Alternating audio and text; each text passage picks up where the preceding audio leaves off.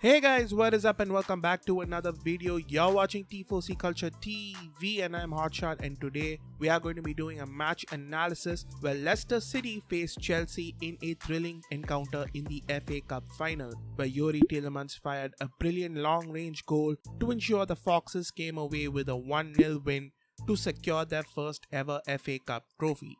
The XG indicated that Chelsea had the better chances in the match, with Chelsea having 1.13 XG to Leicester City's 0.56 XG. And the stats showed that despite Chelsea having the lion's share of possession and shots on target, Leicester City were able to make their one shot on target count.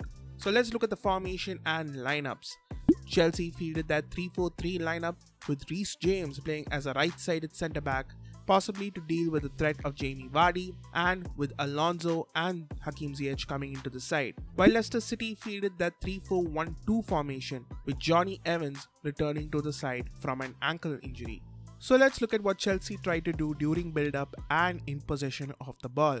Chelsea played out from the back with the three centre-backs splitting wide, and the two pivots Jorginho and Kante will drop deep and help in progression of the ball, while Leicester pressed narrow with their 3-4-1-2 formation, with Jamie Vardy and Kelechi pressing Thiago Silva and Rudiger, while the midfield pivot of Ndidi and Tielemans will step out to press Jorginho and Kante.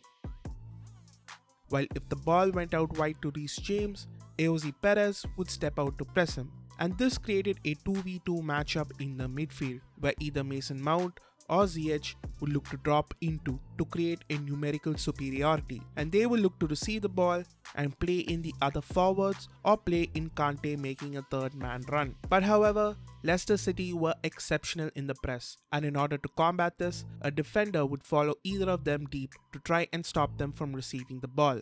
And this created gaps behind the defensive line, in which the inside forwards would look to try and play 1-2s with Werner to try and make a run in behind, or Timo Werner would look to make runs into said space.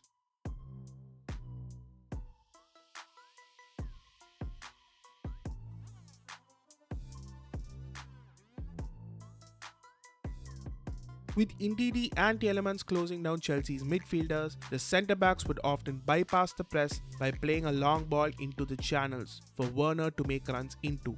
Rudiger attempted the second most number of long balls on the pitch. However, Fofana, Soyuncu and Castagne had the necessary recovery pace to deal with the threat of Werner running in behind.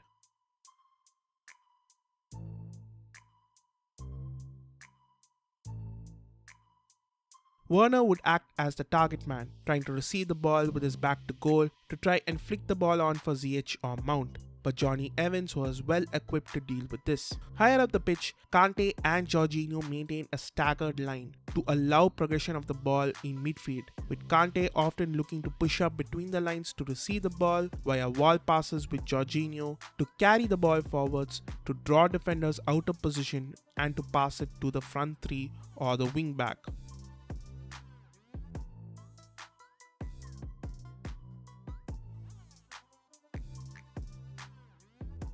Since both Vardy and Kelechi remain narrow, Rudiger would often at times carry the ball forwards and would try to draw a Leicester player away from the man they were marking to free up space for a Chelsea man so that he can be free to be able to receive the ball. And when Ziyech was on the left, Alonso would look to draw the wingback out of position onto him, allowing Ziyech to make runs into the space behind the fullback to receive the ball and to put in a cross. If Mason Mount was on the left, he would look to make the overlapping run and receive the ball and put in a cross.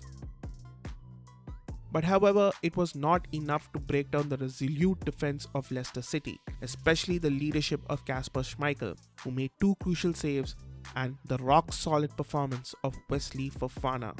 Leicester's excellent press was the main reason for bringing about the winner as well.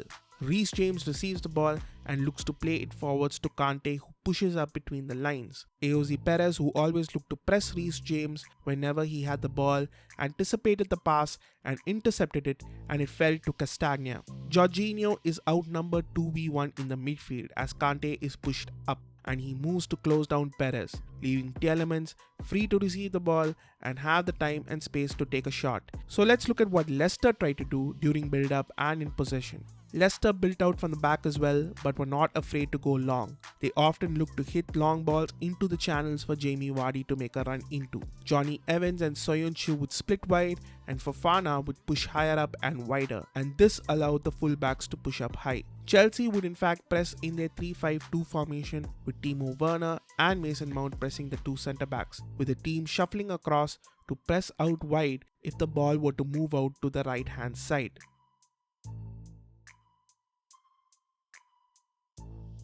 And Kelechi would often drop deep and Rudiger would follow him, and he would try to spin around and run into the open space behind Rudiger, but Thiago Silva would deal with the runs in behind Rudiger well. Youri Tielemans was the orchestrator of every Leicester City attack. He often looked to drop deep or in the wide right space as seen by his heat map to receive the ball, and he would try to influence the game from deep by playing in over-the-top through balls for Castagna to run into for him to put in a cross, or balls into the channels for Vardy.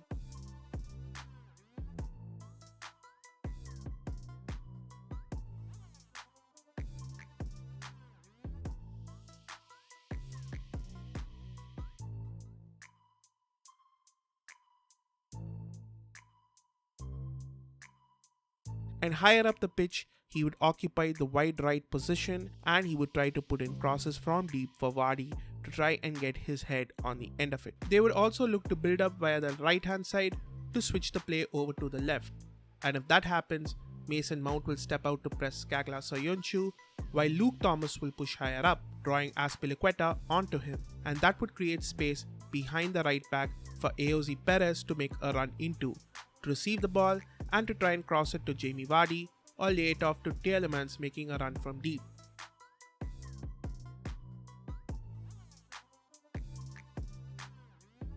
However, Kante or Jorginho would follow Perez into that space to deal with the threat easily, and Reece James was Jamie Vardy's shadow, ensuring that he barely got a touch on the ball. This match was a tight one, and it was decided on a spectacular goal by Youri Tielemans. The plaudits will no doubt go to him. However, credit has to go to Leicester City's defense for their defensive solidity and steel to shut up shop and prevent Chelsea's attack from getting anything substantial to sink their teeth into. And for that reason, the man of the match goes to Wesley Fofana. The Frenchman was imperious at the back for the Foxes, making 5 clearances, which is the second best in the Leicester City side, 4 block shots, which is first in the side, 6 interceptions, which is first in the side, and winning 4 out of 5 aerial duels, which is ranked second in the side. This was an incredible victory for Leicester City, and Brendon Rodgers is now up there with some of the finest managers in the game to have won the FA Cup.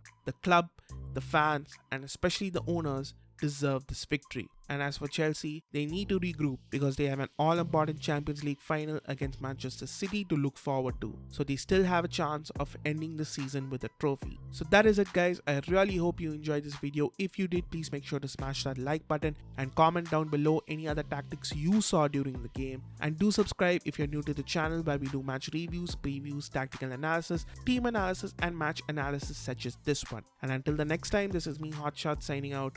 Peace!